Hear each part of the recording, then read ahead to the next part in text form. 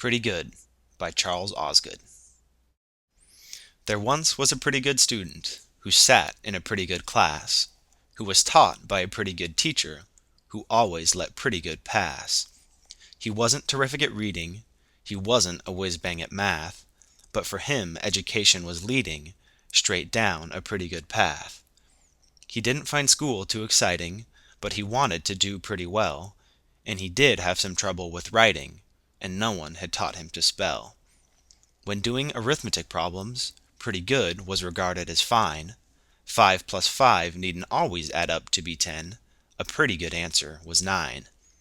The pretty good class that he sat in was part of a pretty good school, and the student was not the exception.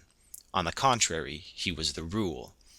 The pretty good student, in fact, was part of a pretty good mob, and the first time he knew that he lacked was when he looked for a pretty good job.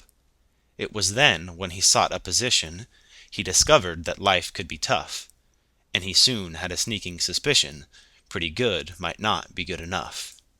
The pretty good town in our story was part of a pretty good state, which had pretty good aspirations and prayed for a pretty good fate. There once was a pretty good nation, pretty proud of the greatness it had, which learned much too late if you want to be great, pretty good is in fact pretty bad.